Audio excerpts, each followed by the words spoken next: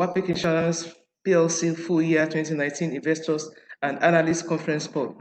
My name is Yinka Adekoya, Managing Director of Wapic Insurance PLC, and I'm joined today by Mr. Dayo Arowojolu, Managing Director of Wapic Insurance Ghana Limited, Mr. Peter Ayimen, Chief Risk Officer, Executive Director, Technical Division, Mr. Adewale Koko, Managing Director of Wapic Life Assurance Limited, and Ms. Toyin Aziz, Chief Financial Officer. For your information, the full year result presented at this session was published last week in the national dailies. Also note that we will present highlights of our Q1 2020 financial performance during this session. During this call, we will discuss our business outlook and might make forward-looking statements. These statements or comments are based on our expectation as of today. Actual events and results could differ materially due to a number of risks and uncertainties. Before we jump into the presentation, just a few housekeeping matters. We are streaming live, and as such, the presentation is shared on your desktop and laptop. At this time, we advise participation to be on listen-only mode.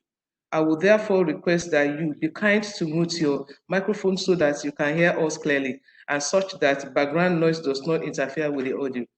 At such a time as the presentation is concluded, we have left ample time in the agenda for questions. Instructions for participation in Q&A will follow at that time. We will also take questions that come in via the chat feature on Webex during the question and answer session. Please limit yourselves to one question and possibly one follow-up question. We will attempt to moderate the questions as seamlessly as possible. As a reminder, this conference is being recorded. Thank you.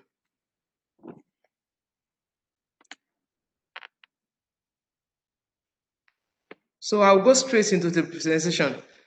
On your screen, you can see the outline of our presentation of today.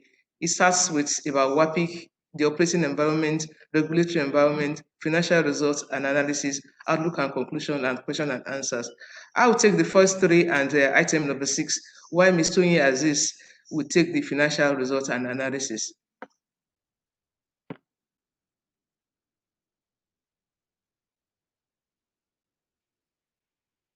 Wapic has 3 operating entities: Wapic Life, Wapic Assurance, Wapic Insurance PLC, Wapic Life Assurance Limited, and we have a subsidiary, Coronation Merchant Bank Limited.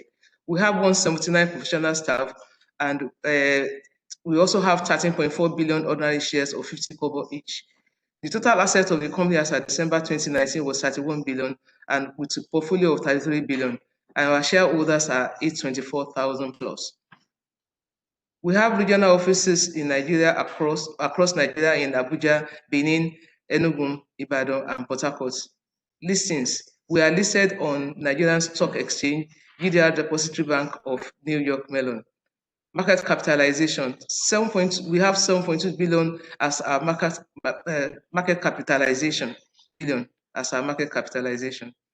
Then our reinsurers. Our reinsurers are Munich Re, Africa Re, Waika Re, Continental Reinsurance Nigeria and Nigeria Reinsurance Corporation, and Ghana Re. Our actuary, EY, Ernst & Young, and our auditors are PwC.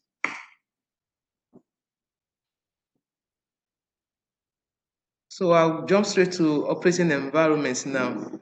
The FX rate. The interbank rate of Nigeria stroke USD depreciated by 54 naira to US dollar during the period to close at 361 naira to a dollar, from 370 to $1.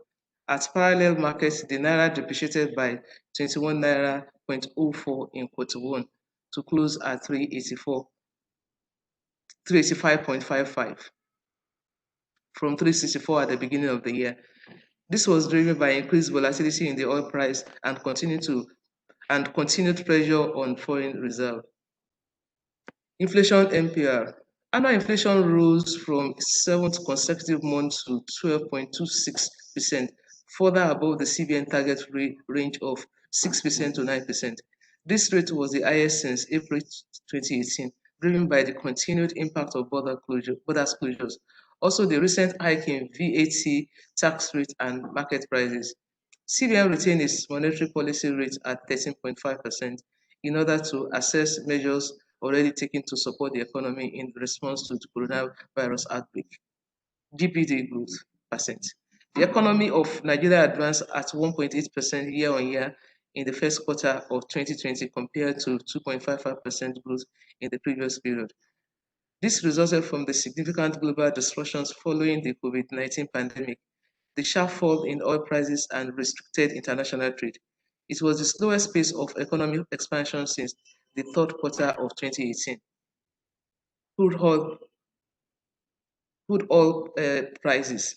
The price of Bonny Light Nigerian Premium Oil Grade dropped to $21 per barrel in international markets as the coronavirus continued to spread from China to many other nations, thus affecting global demand.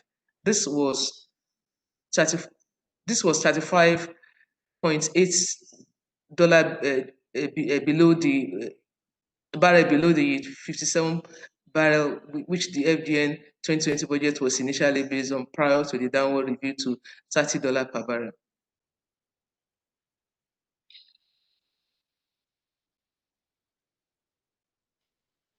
Regulatory environment. In order to mitigate the likely negative impacts of COVID-19 pandemic on the recapitalization exercise, NICOM, the regulatory body of the insurance industry, on June 3, 2020, issued a circular conveying its decision to segment the recapitalization process and extend the deadline for the implementation of the exercise by insurance companies. By virtue of the circular, the recapitalization process has been segmented into two phases as follows: 50% of minimum paid up capital by December 31st, 2020, phase 1, and another 50% by September 30, 2021. All operators are required to complete each phase within the stipulated deadlines. The federal government, through the National Insurance Commission, inaugurated the Insurance Industry Financial Reporting Working Group, IIFRWG, that will drive steady adoption of IFRS 17 in Nigeria by 2020. The Commissioner for Insurance, Mr. Sunday Thomas, at the inauguration in Lagos, informed the group made up of NICOM staff, underwriters, and other experts, said their assignment is to support the Commission in providing technical advice on adoption of IFRS 17 insurance contracts and IFRS interpretations on insurance-specific matters and their application within Nigeria. NICOM has said it is pursuing full digitalization of its operation in the year 2020 to improve service to public in line with global standards and practices. According to the Commissioner, Mr. Sunday Thomas, the Commission shall, in the course of the year, continue to introduce new reforms, initiatives in line with international best practices for the attaining the level of growth and development desired for the sector. As a show of support towards combating COVID-19 pandemic in Nigeria, the Nigerian insurance industry, through a COVID-19 intervention fund in April 2020, donated the sum of 500 million to the federal government of Nigeria. This was in addition to a preliminary 115 million intervention team life insurance cover for health personnel. The intervention funds, a collaborative effort of the industry, was necessary to ensure a more impactful and coordinated response for the insurance sector to fight the pandemic. Wapic also offered health workers across Nigeria a 15% discount on new policies taken up in 2020 to help cushion the financial hardship associated with COVID-19 pandemic. The rebates to health workers covers personal accident, householders insurance, and motor insurance. This was in addition to the premium refund promised to customers with active comprehensive private motor vehicle policies during the lockdown period. The act of empathy was made in line with Wapic's understanding that most drivers were stuck at home and unable to drive their motor vehicles in line with COVID-19 pandemic stay-at-home policy.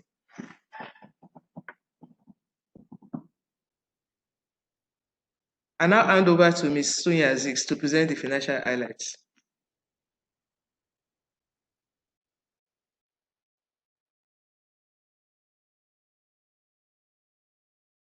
Good afternoon, everybody. I will now be going through the financial highlights.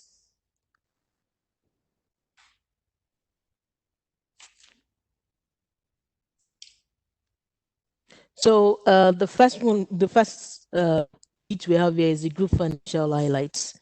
That is looking at the group numbers. I'll quickly go through our earnings. Our total income for the year ended December 2019 was 18.2 billion. This was a 10% growth compared to the same period in 2018. where we had 17 billion. Our GWP also grew by 9% from 14 billion to about 15.2 billion. Net underwriting income grew by 25% from 7.6 billion to 9.4 billion, while total underwriting expenses also grew in line with that from 5.4 billion to 6.5 billion.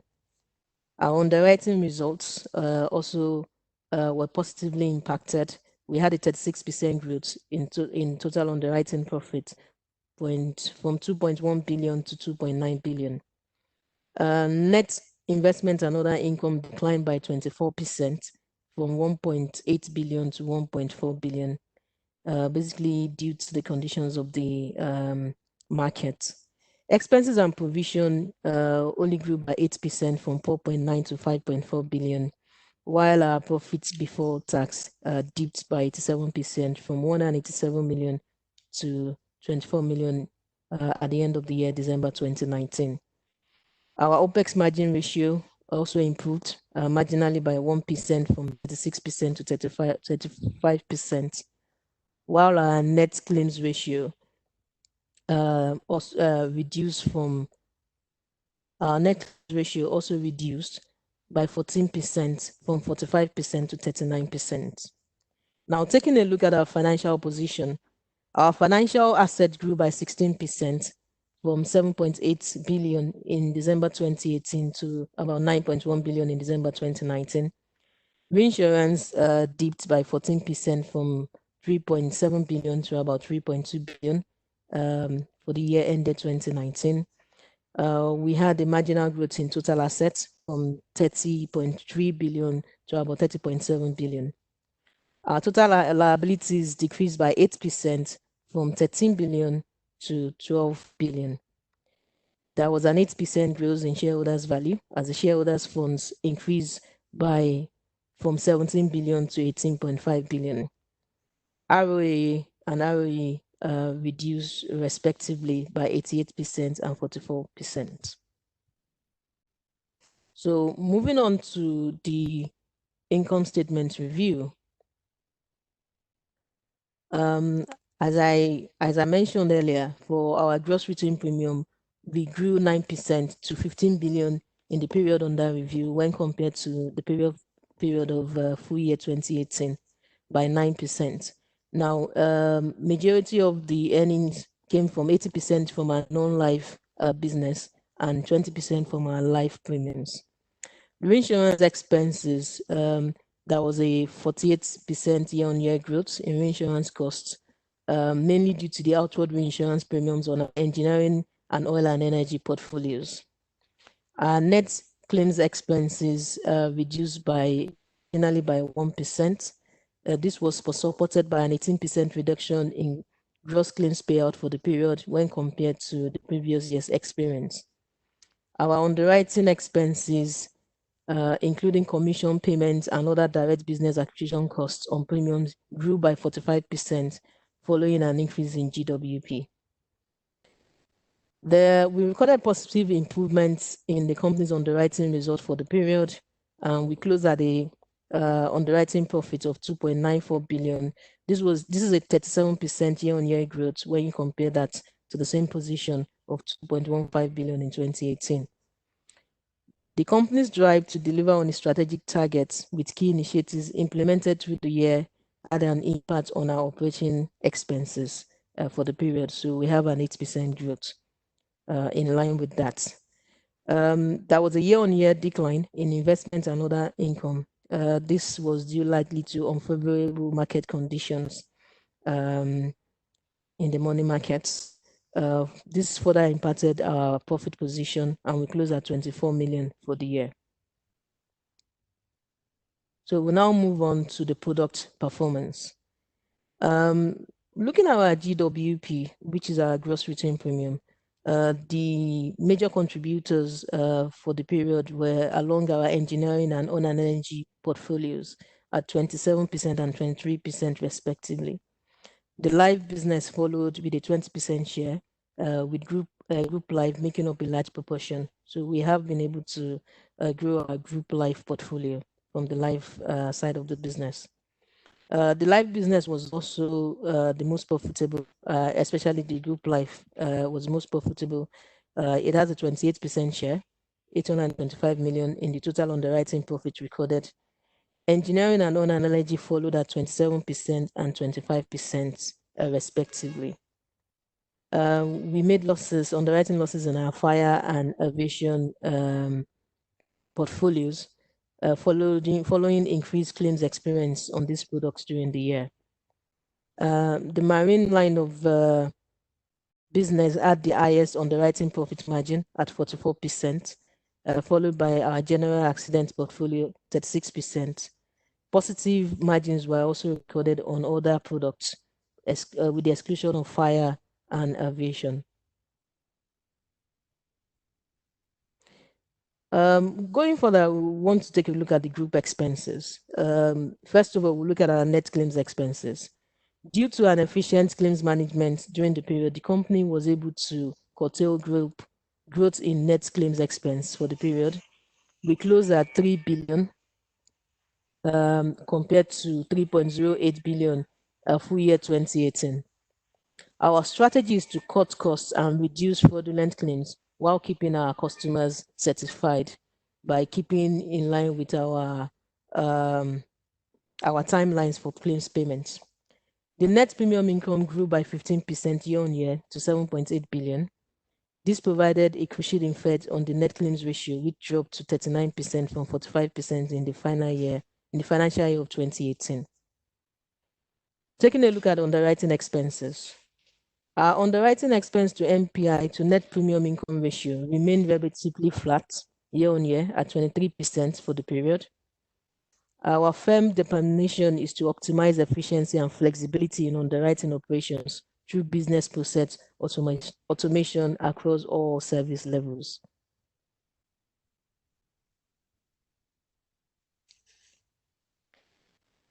Going further, we want to take a look at our operating expenses. There was a minimal year-on-year growth in our total OPEX at 8%.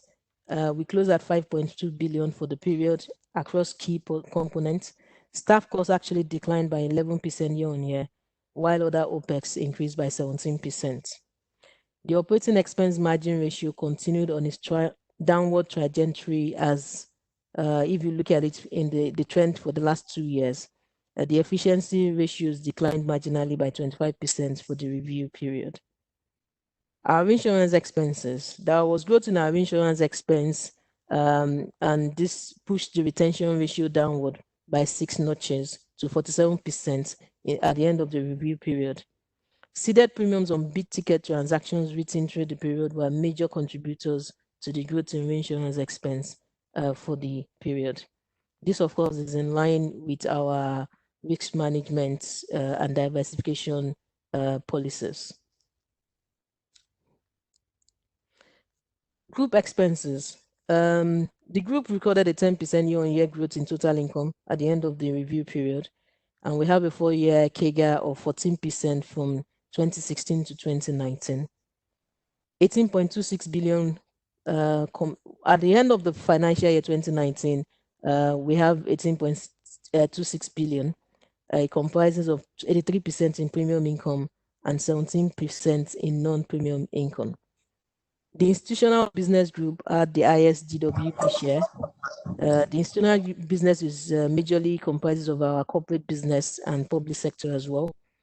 64% was the share attributed to that business group, with other groups attributing for 36%. Our commercial and SME sector contributed 8% to total GWP. This is a reflection of the impact of the business restructuring that we carried out during the year in order to serve the largely untapped commercial and SME sector. Financial institution group and our Ghana subsidiary had a 10% contribution to GWP, respectively. So we're going to take a look at the group profit position. Our underwriting profit margin ratio moved up 4 notches to 19% from the prior year position of 15%, following the 36% growth in underwriting profit for the review period. There was a drop in net investment income, in addition to increases in underwriting and operating expenses for the period. This likely impacted the PBT position, which dipped by 87% year on year. The decline in operating profit further impacted the return on assets and ROE recorded for the period.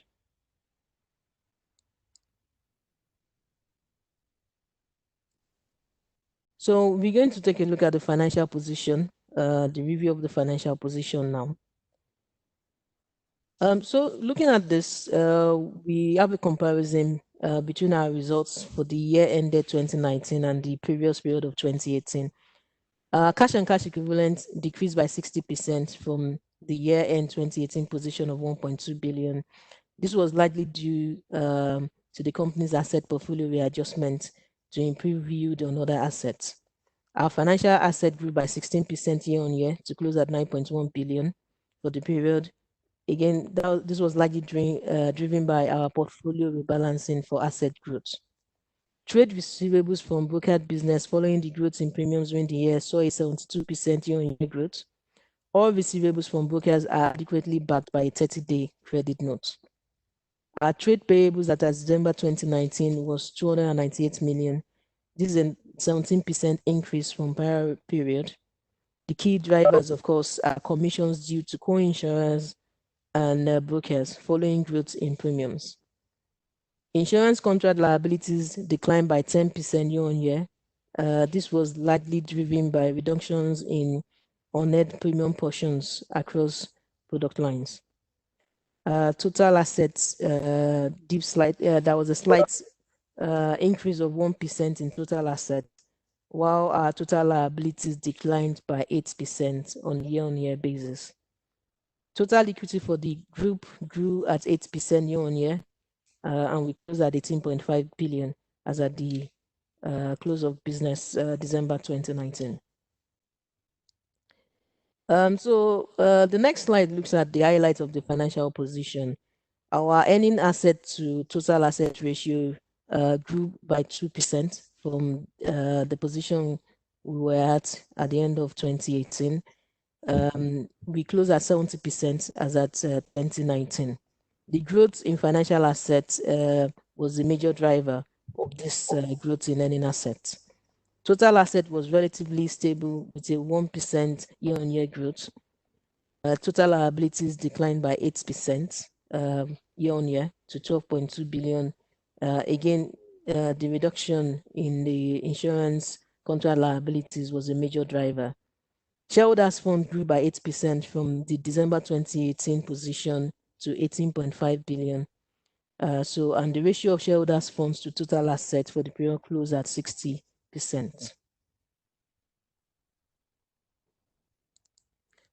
We're going to take a look at our assets under management. So again, we doing a comparison of 2019 and 2018 financial year. And the assets classes that we have under management. Investment in bonds had a growth of 7% to close at 5.6 billion for the period, following additional bond purchases from premium inflows. Quoted investment declined by 87%, a reflection of the portfolio balancing into other asset categories for higher returns. Investment property increased slightly year on year as a result of the year-end fair value gain valuation that we did on an investment property. Investable funds due to increase in companies' underwriting capacity for the period was a major driver of the 83% growth in T-bills, which closed at 2.7 billion as of December 2019. Our total assets under management grew by 11% year on year. The positive effect of increased investment to the growth in premiums likely impacted the growth that we experienced during the period. So I'll now quickly go through our Q1 results. So these are the Q1 2020 results. Again, doing a comparison between our Q1 2020 and our Q1 2019 results.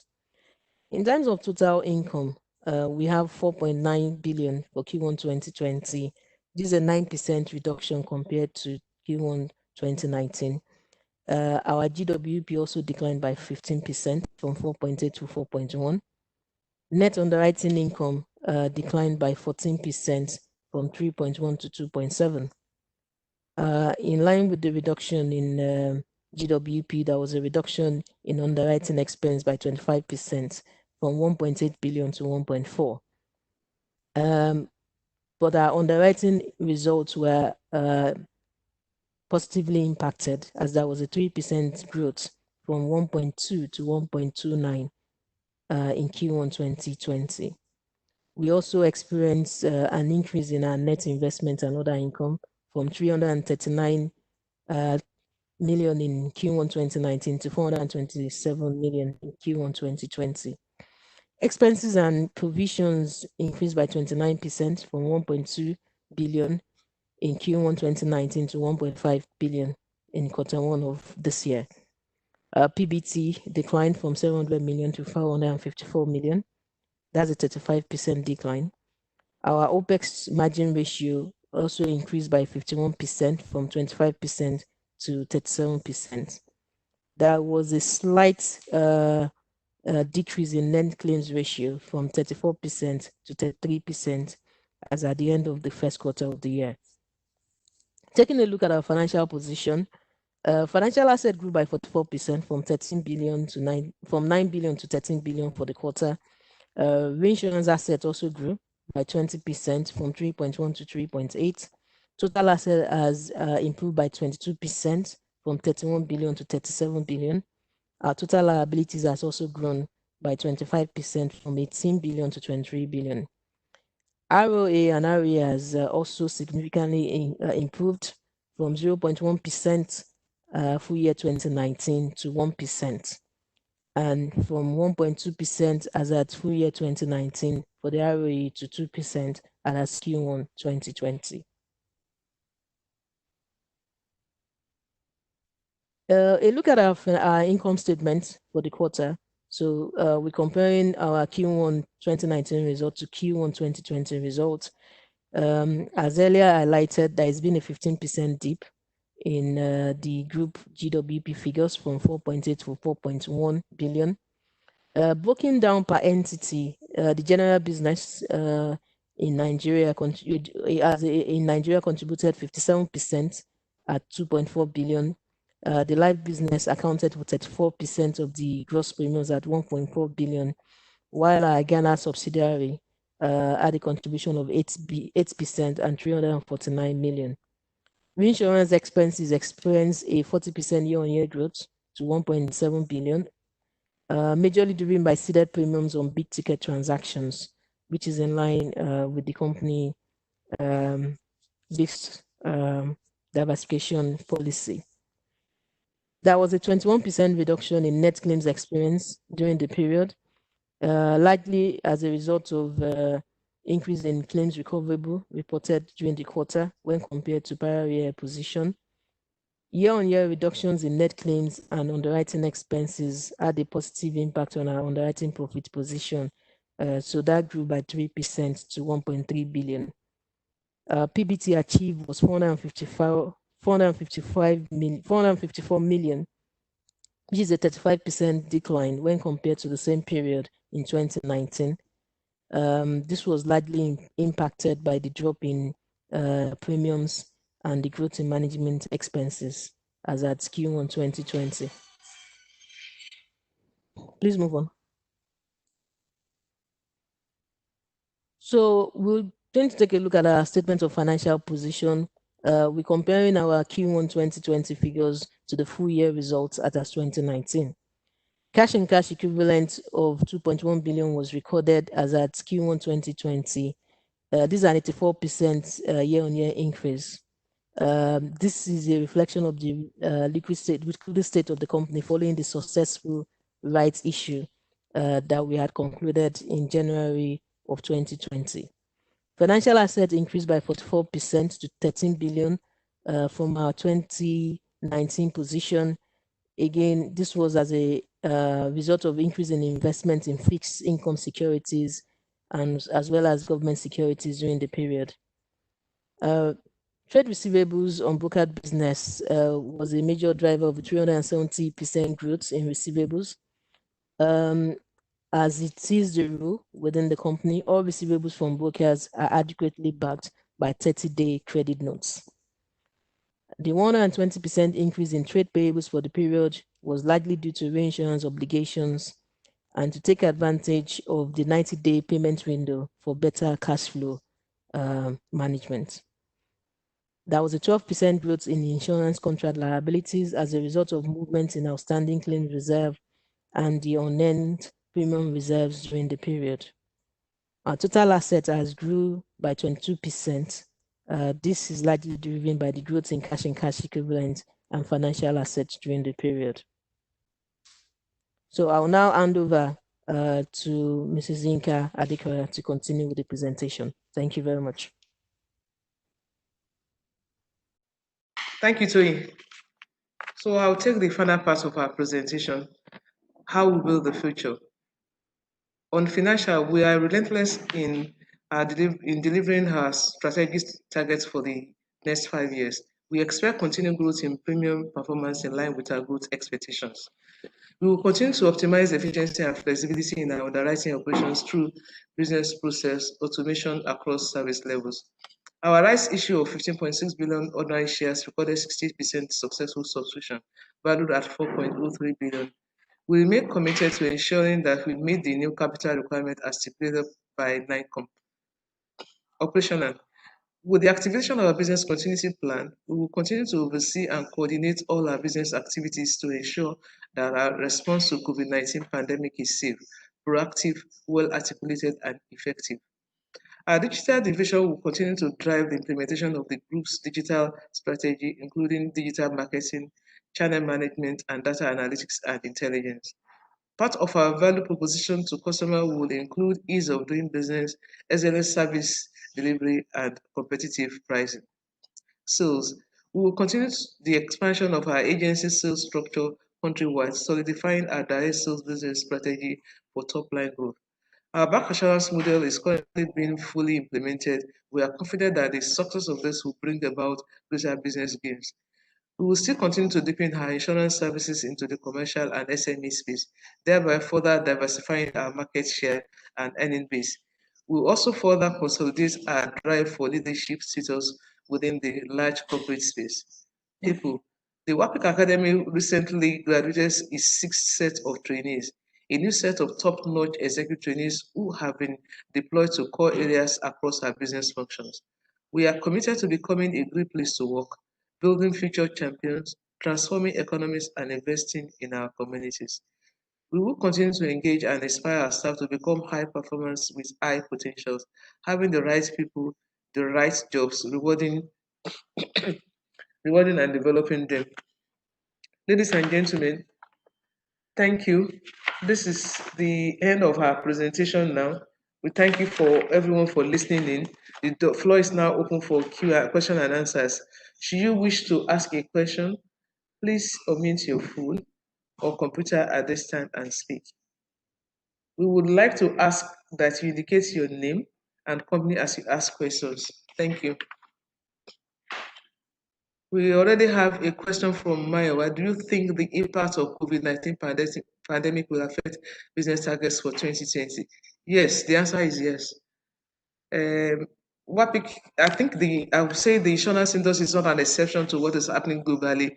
Definitely, it's going to affect our projection for the year 2020. Thank you, Mayowa, for the question. But you did not indicate where you are streaming from.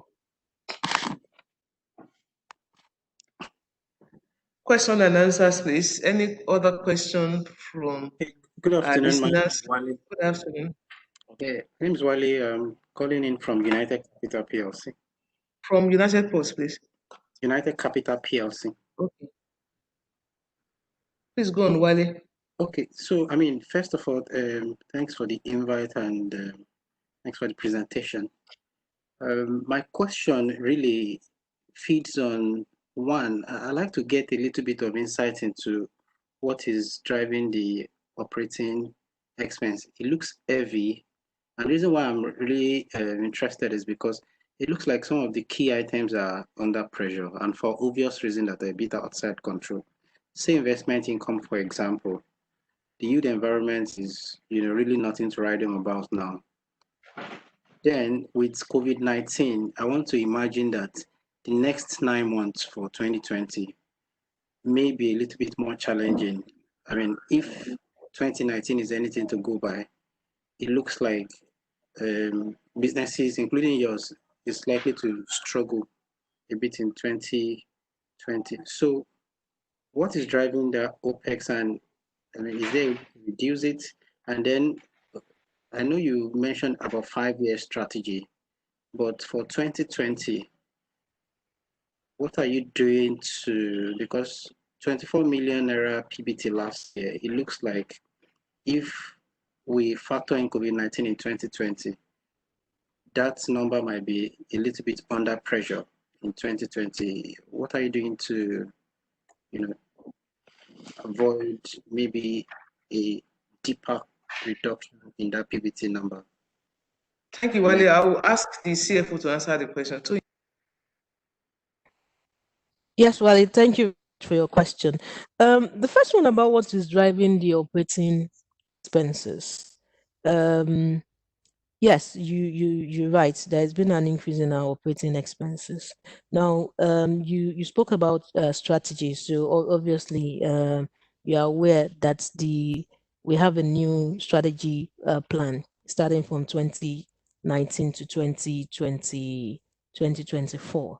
So this is a new, this is a time for the new. So we have a lot of transformation projects going on. So in fact, the analysis we did is that if you look at our Q1 results, what we've done is that if you look at recurring expenses, we've actually had a reduction in our recurring expenses in line with our cost optimization measures. Now, the increase in expenses is majorly due to those strategic transformation initiatives that we've now taken on. So we are aware of that, and we are working on it. But again, going into the COVID-19, just like any responsible company, what we did was that we did a stress testing. We embarked on stress testing scenarios to see the impact of the pandemic on our businesses, because obviously we know there's going to be impact on every business, and ours is not left out. What we've also done is we've taken some management actions to mitigate that effect. Part of it is cost optimization actions, and the Q2 results are going to be out very, very soon. And you see, we've been able to manage to a large extent our operating expenses, while keeping in line with our transformation agenda, which we have followed. So really, there is going to be some impact on our COVID or on our strategic targets for the year 2020. We've analyzed it. We've put in place management action to mitigate that effect.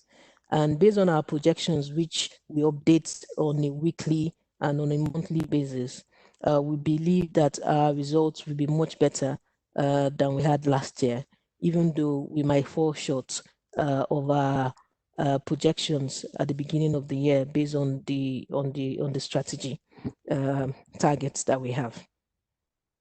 I hope that answers the questions, Wally. Yes, it does. But just one or two more follow-up question, and Yes. it's about the breakdown of the contribution from your gross premium rating. With COVID-19, I don't know, are you seeing any impact on the claims you have to pay on life? I mean, if we consider the fact that the number of deaths is something to worry about, and the health implication of this virus that is unlikely to go away anytime soon, then what is your motor insurance looking like?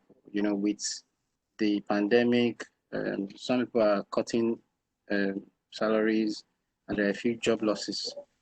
I don't know, are you seeing any pressure on premium from motor insurance? Because one, a lot of people are not driving, and then those that are driving, maybe not all the time too. So I just want to get insight into how that is affecting those revenue numbers. Thank you.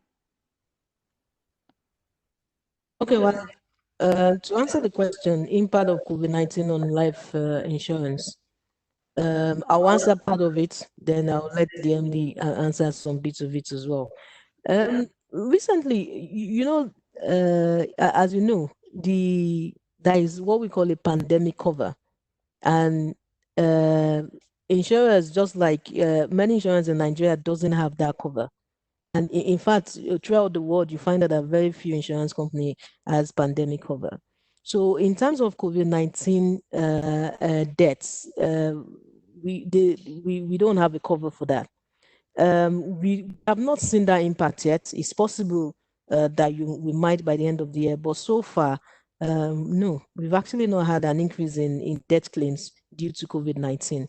But again, it is not something that is currently covered by Wapic, or in fact, I could reasonably say any insurance company in Nigeria right now. The motor insurance, pressure on motor insurance, just like any other area of our business, there have been pressures on it. What we've done to mitigate this, if you recall, when Yinka, the MD, was making our presentation, we talked about the palliative measures that we've put in place for our existing customers in terms of giving free cover during the lockdown period. So, and these have had a positive impact. So our renewal rates has actually stayed on target. And new businesses have been a bit, tougher, but we've been able to keep up our renewal rates. And yes, you're right, it has had some impact, but not, we've been able to mitigate that impact with some of the measures that we've put in place. So I don't know if Inka wants to add more to that. Thank you, Wale.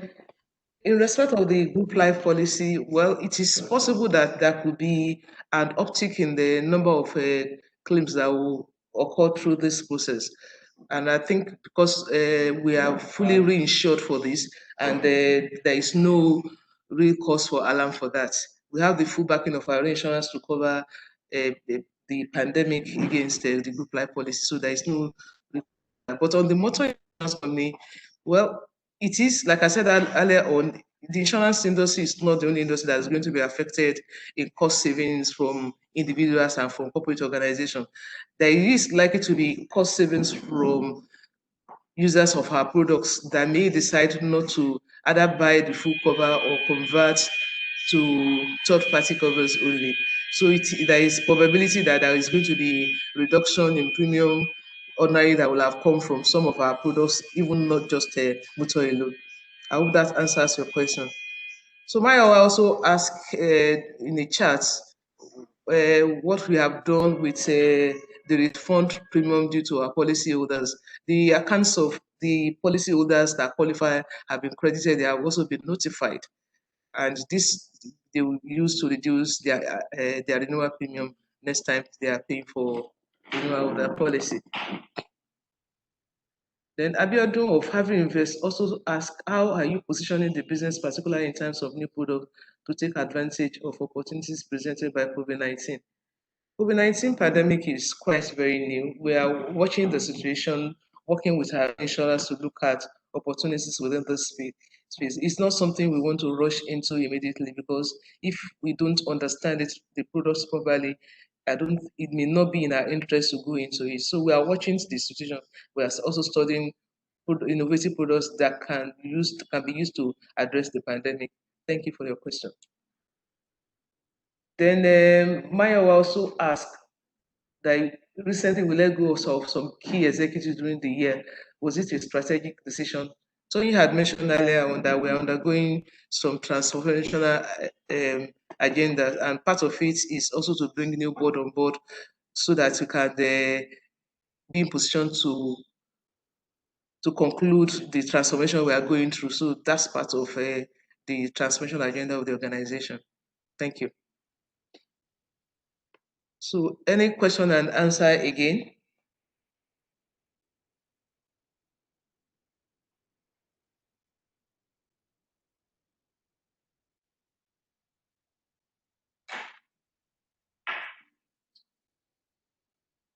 I just saw a chart from Ulua Darad.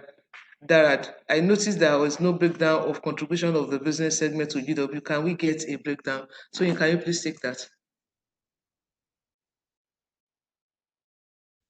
Yes, Dara, that was actually a breakdown. So we go back to the slide that had the breakdown. So if you look again for the Q1 2020 results, in terms of the gross premium, as I said earlier, the general business contributed about 57% at 2.4 billion. Our life business contributed 34% of GWP at 1.4 billion. And the Ghana subsidiary is also a general insurance business, contributed 8%.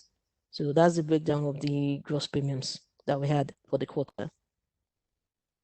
And in terms of the full year figures, 2019 to 2018 comparison, we ended up with 15 billion at the end of the year 2019. And again, the contribution of the non-life business, the general business, is 80%, while our life business contributed 20% to that figure. So that's the breakdown we have. Thank you. Ladies and gentlemen, do you still have any further questions or answers? Any further questions to ask us before we draw the curtain for this presentation? So in the absence of any further question,